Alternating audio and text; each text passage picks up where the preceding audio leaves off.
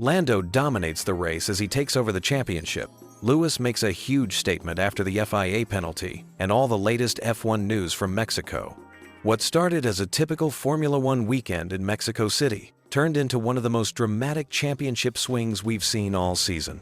By the time the checkered flag waved, Lando Norris had not only claimed victory, but had wrestled the championship lead away from his own teammate in what can only be described as a masterclass performance. The Mexican Grand Prix delivered everything fans could want from a race weekend. Drama from the very first corner, controversial penalties that shaped the entire outcome, and a championship battle that flipped completely on its head. But perhaps most importantly, it showcased why this season has been absolutely electric for Formula One fans around the world. Let me paint you a picture of just how wild this race really was. We had drivers taking shortcuts through grass sections, heated battles between championship rivals, and strategic moves that left teams scrambling to adapt their game plans on the fly. The result? A complete reshuffling of the title fight, with just a handful of races remaining. From the moment lights went out at the Autodromo Hermanos Rodriguez, chaos ensued. The opening lap alone provided enough drama to fill an entire race report. Charles Leclerc swept across the track, positioning himself perfectly behind pole sitter Norris, while Max Verstappen found himself in a compromising position on the outside line. What happened next set the tone for everything that followed. Verstappen, unable to make his Red Bull stick to the racing line through turn 1, took an unplanned detour across the grass before rejoining in third position. Meanwhile, Leclerc had his own grass-cutting adventure, briefly snatching the race lead before common sense prevailed and he handed the position back to Norris. The real victim of this opening lap madness was Oscar Piastri, who had been leading the championship coming into Mexico. A wide moment at turn 1 sent him tumbling down the order to 9th position, creating what McLaren would later describe as their worst-case scenario for the weekend. But the drama was far from over. By lap 6, we witnessed one of the most controversial incidents of the entire race weekend. Verstappen and Lewis Hamilton engaged in a fierce battle that saw both drivers leave the confines of the racetrack not once, but twice in quick succession. The sequence began when Verstappen attempted a bold inside move on Hamilton, clipping the apex curb in the process and forcing the Ferrari driver completely off the racing surface. Hamilton found himself with all 4 wheels off track, rejoining in a manner that would later attract the attention of race officials. Not to be outdone, Verstappen also ran wide at turn 2, setting up yet another off-track excursion just 1 corner later. Hamilton's troubles continued as he snatched at his brakes entering turn 4, sliding wide into the escape road. The regulations clearly state that drivers must use the designated return route when utilizing escape roads, but Hamilton rejoined the circuit at turn 6 instead, gaining a significant advantage in the process.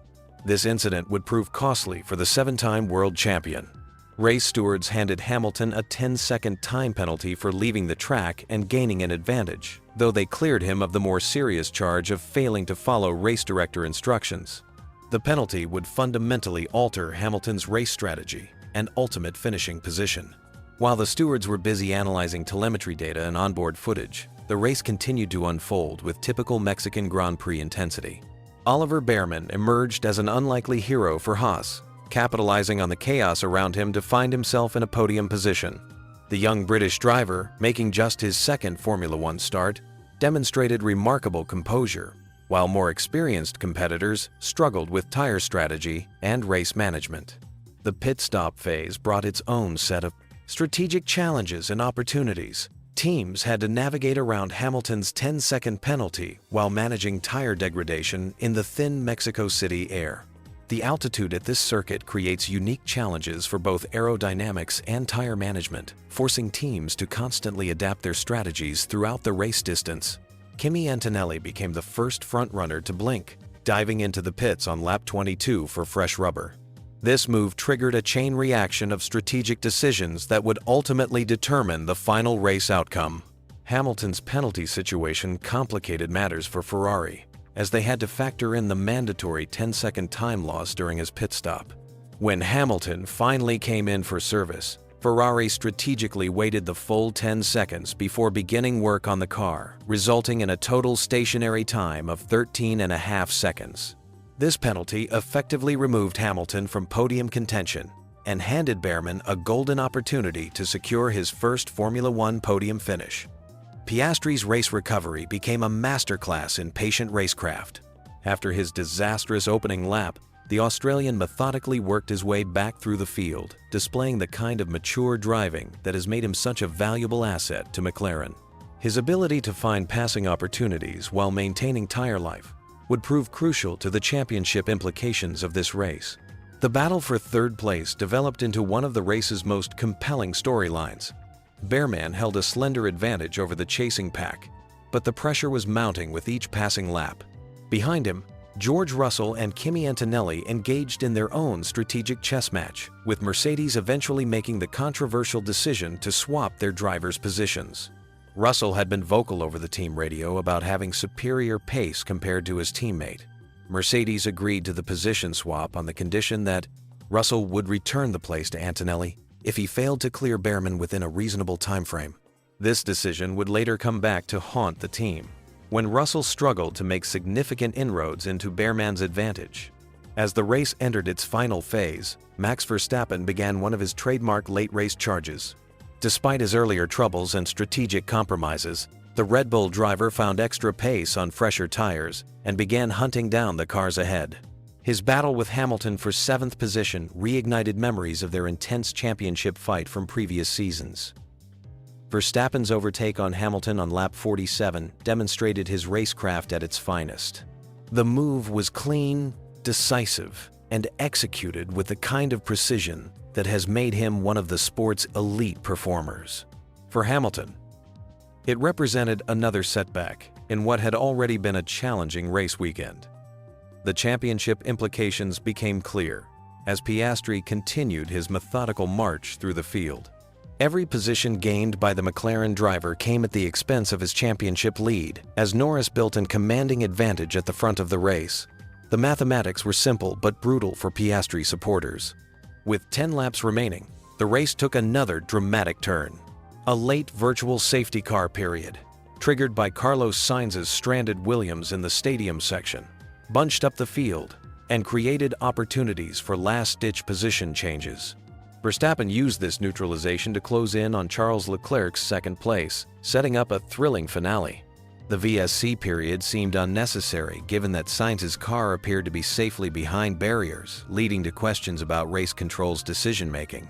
However, it added an extra layer of excitement to what was already shaping up to be a dramatic conclusion to the Mexican Grand Prix. Opportunities to improve their positions. The Red Bull driver mounted a final assault on Leclerc's Ferrari, while Piastri closed in on Behrman for what would have been a crucial fourth-place finish for his championship hopes. Neither driver could make their move stick in the limited time available. Leclerc held his nerve to secure second place, while Behrman delivered one of the performances of the season to claim his first Formula One podium with fourth place. For Haas, it represented their joint best result in the team's history. As Norris took the checkered flag with a commanding 30-second margin of victory, the championship picture had been completely transformed. The British driver's dominant performance, combined with Piastri's fifth-place finish, resulted in a complete reversal of the title standings. The final results told a story of triumph and disappointment in equal measure. Norris had delivered when it mattered most. Behrman had announced himself as a future star, and Verstappen had salvaged a podium finish from what could have been a disastrous weekend. Hamilton's penalty-affected 8th place served as a reminder that even the sport's greatest champions are not immune to the consequences of racing incidents. Looking at the championship standings after Mexico City, Norris now leads by a single point over his teammate Piastri. It marks the first time since the Saudi Arabian Grand Prix that the British driver has held the championship lead, setting up what promises to be a fascinating conclusion to the season. The Mexican Grand Prix once again proved why it deserves its place on the Formula One calendar. The combination of challenging track characteristics, passionate fans, and high-altitude racing creates a unique spectacle that consistently delivers memorable moments.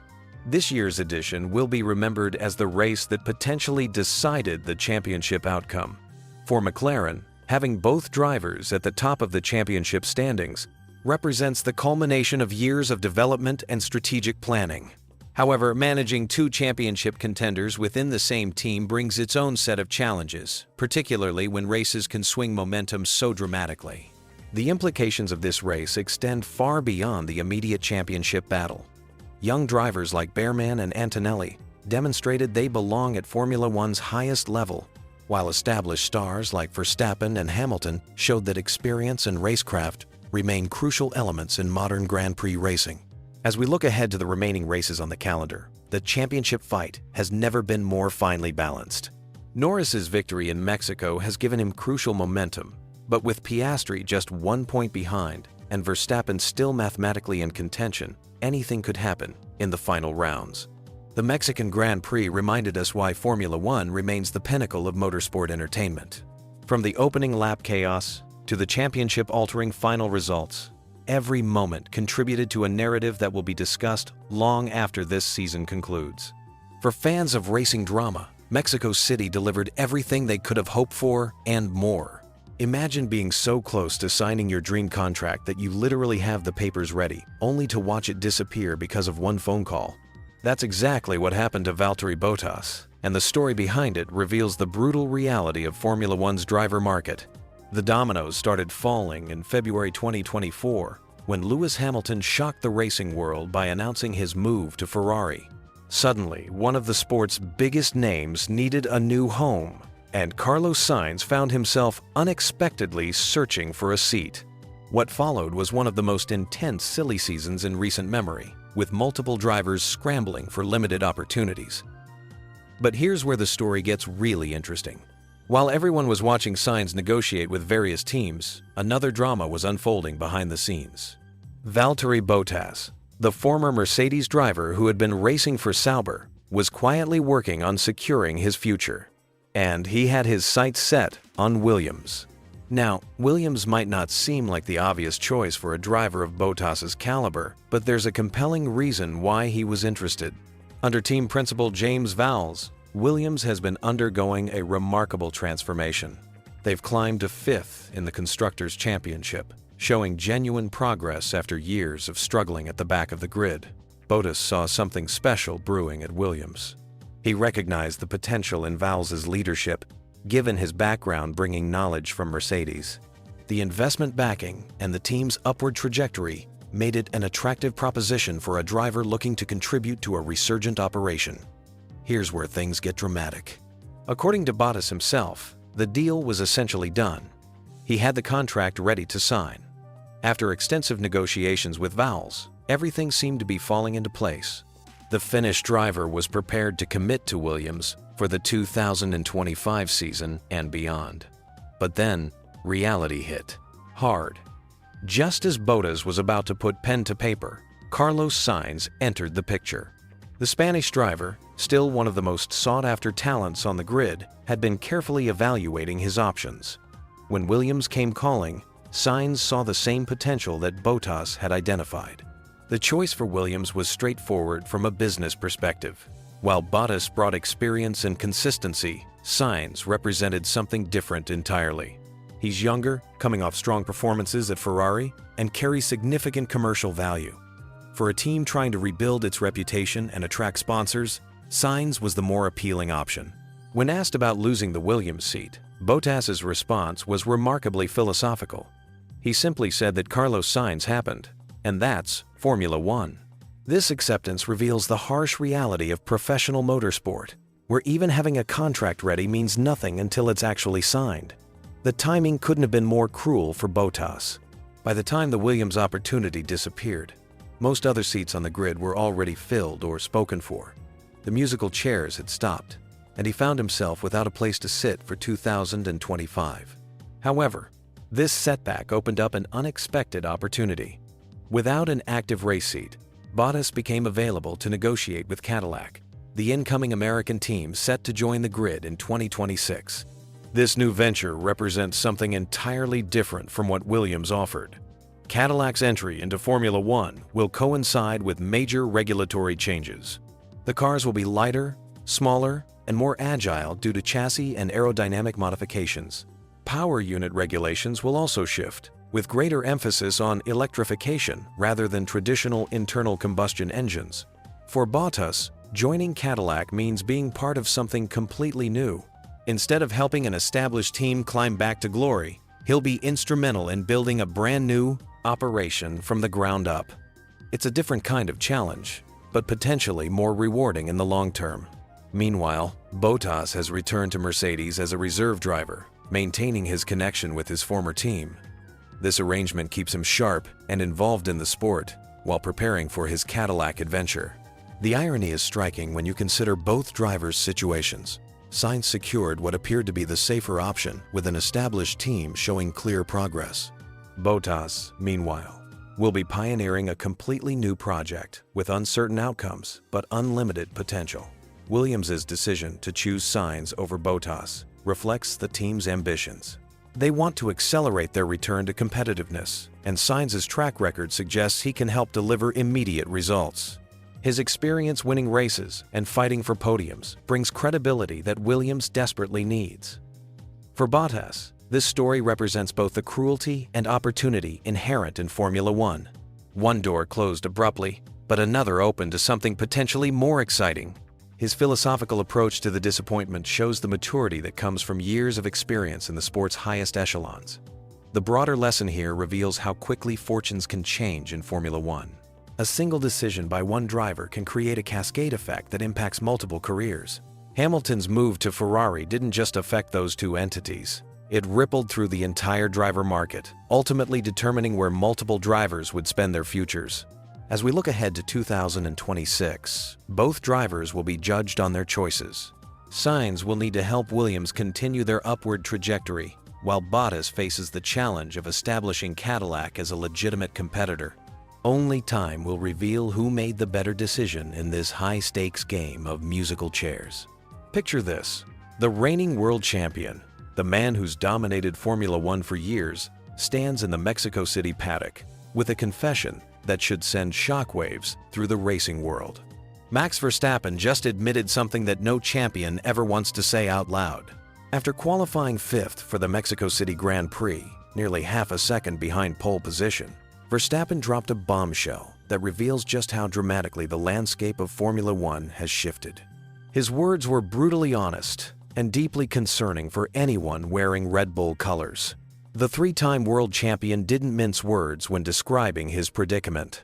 He openly stated that his car lacks the fundamental pace needed to compete at the front, and even more shocking, he suggested that his only realistic chance of moving up positions would require other drivers to retire from the race. Think about that for a moment. The man who once seemed untouchable is now hoping for mechanical failures and crashes just to gain ground. This revelation becomes even more striking when you consider Verstappen's recent form. Over the past 4 race weekends, he's been absolutely dominant, collecting an impressive 101 points out of a maximum possible 108. That's the kind of performance that builds championships and cements legacies. Yet here in Mexico City, that momentum has hit a concrete wall. The qualifying session painted a clear picture of Red Bull's struggles. Verstappen's lap time was 47/100ths of a second slower than Lando Norris, who claimed pole position. In Formula One terms, that's not just a gap, it's a chasm. When margins are typically measured in thousandths of seconds, being nearly half a second off the pace suggests fundamental problems with the car's setup or development direction. What makes this situation particularly intriguing is the championship mathematics at play. Verstappen currently trails Norris by 26 points in the standings, while Oscar Piastri sits 40 points behind the Dutchman. The grid positioning for Mexico creates an interesting dynamic where Verstappen finds himself sandwiched between his two main title rivals, starting behind Norris but ahead of Piastri. The psychological impact of this weekend cannot be understated. Verstappen has built his reputation on extracting maximum performance from his machinery, often elevating mediocre cars to victory through sheer talent and determination.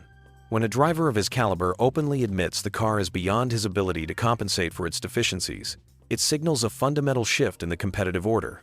Red Bull team principal Laurent Mekies echoed his driver's concerns, acknowledging that the team has been unable to find the sweet spot with their car setup. This admission from team management confirms that the issues run deeper than simple qualifying struggles. The RB21 appears to be fundamentally out of its optimal operating window. a problem that typically requires significant engineering solutions rather than minor adjustments. The technical challenges become even more apparent when examining the specific areas where Red Bull is struggling. Verstappen mentioned that the car never felt right throughout the weekend, whether in short qualifying runs or longer race simulation sessions. This suggests the problems are not limited to one particular aspect of performance, but represent a broader correlation issue between the car's setup and the Mexico City circuit characteristics. Mexico's unique challenges amplify these difficulties. The high altitude affects engine performance and aerodynamic efficiency, while the long main straight creates opportunities for slipstream battles and overtaking. Verstappen's admission that he wouldn't be able to capitalize on the slipstream effect down to turn 1 speaks volumes about how significant Red Bull's pace deficit has become. The strategic implications extend beyond this single race. With several rounds remaining in the championship, Red Bull needs to identify and resolve these performance issues quickly. The margin for error becomes smaller with each passing weekend, especially when facing opponents like McLaren and Ferrari who appear to have found consistent speed across different circuit types. From a championship perspective, Verstappen's situation remains mathematically favorable despite this setback. He needs to outscore Piastri by an average of 8 points per race and maintain a 5-point advantage over Norris across the remaining rounds. His recent form suggests these targets are achievable, but weekends like Mexico City demonstrate how quickly fortunes can change in Formula One. The broader narrative here reflects the cyclical nature of Formula One competition. Teams rise and fall based on their ability to adapt to technical regulations, optimize car development, and maintain competitive advantages. Red Bull's current struggles mirror similar phases experienced by other championship-winning teams throughout the sport's history. Weather conditions and race day variables could still influence the final outcome in Mexico City. The high temperatures and altitude stress both cars and drivers to their limits, creating opportunities for unexpected results. Tire strategy, pit stop timing, and reliability factors often prove decisive in races where pure pace advantages are neutralized. Looking ahead, this weekend serves as a crucial data point for Red Bull's technical team.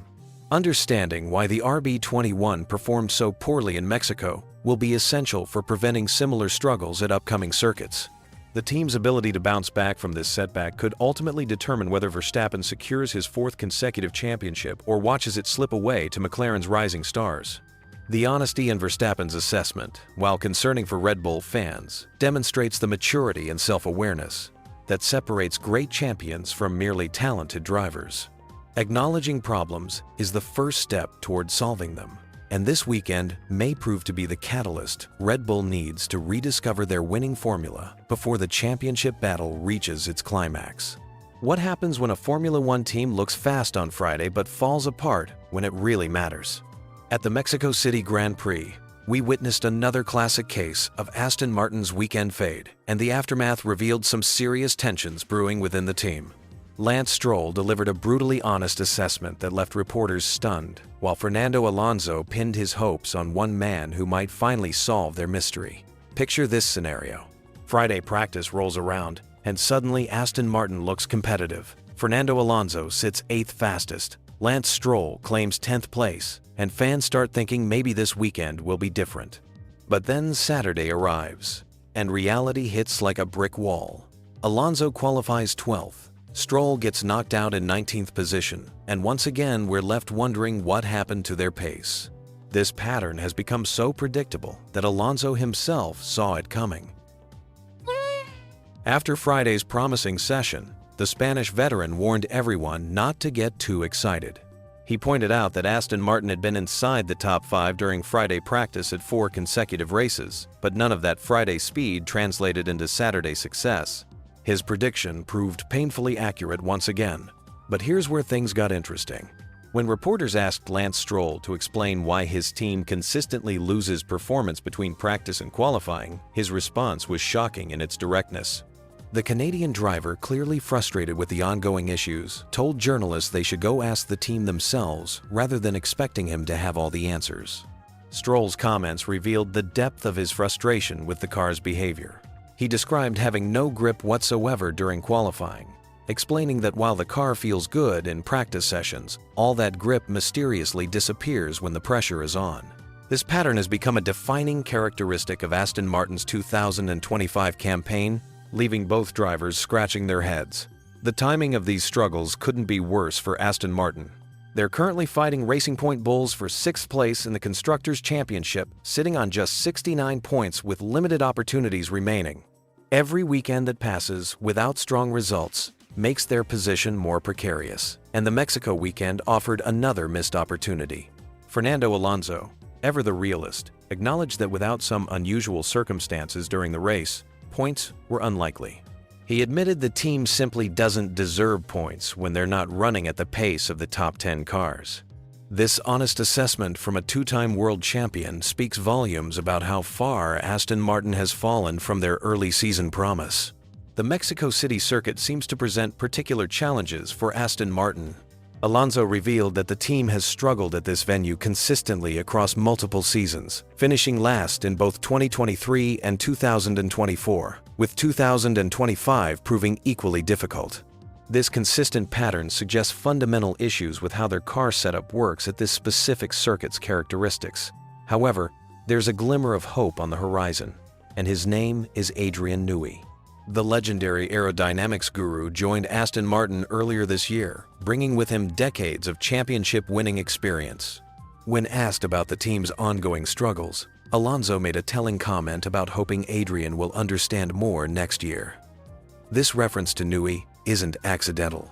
The design mastermind isn't working on the current car, but is instead focused on developing Aston Martin's 2026 Challenger. This means the team must endure their current struggles, while waiting for Newey's influence to materialize in future seasons. It's a classic case of short-term pain for long-term gain. The situation highlights a fascinating dynamic within the team. Both drivers are clearly frustrated with the car's limitations, but they're expressing that frustration in different ways. Stroll's blunt comments suggest he feels disconnected from the technical explanations, while Alonso maintains his diplomatic approach while still being brutally honest about their competitive position. What makes this story particularly compelling is how it reflects broader themes in Formula One. Teams often look competitive during practice sessions when fuel loads are uncertain and engine modes vary, but qualifying reveals the true competitive order. For Aston Martin, this gap between practice and qualifying performance has become their defining characteristic. The psychological impact on the drivers cannot be understated. Imagine preparing for a weekend, feeling optimistic based on Friday's results, only to have that hope crushed during the one session that really matters for starting position. This cycle of false hope, followed by disappointment, can be mentally exhausting for even the most experienced drivers. Looking ahead, Aston Martin faces a crucial decision point. Do they continue trying to fix their current car's fundamental issues, or do they shift more resources toward the 2026 project where Newey's influence will be felt? Given the new technical regulations arriving in 2026, the latter option might make more strategic sense. The Mexico weekend also revealed something about team dynamics. When drivers start telling reporters to ask the team for answers rather than providing technical explanations themselves, it suggests a communication gap or frustration with internal processes. This isn't necessarily unhealthy, but it does indicate the pressure everyone feels. As we move through the final races of 2025, Aston Martin's story becomes a study in managing expectations while building for the future. Their current struggles are real and immediate, but the arrival of Adrian Newey represents hope that better days lie ahead, even if those days won't arrive until 2026 at the earliest.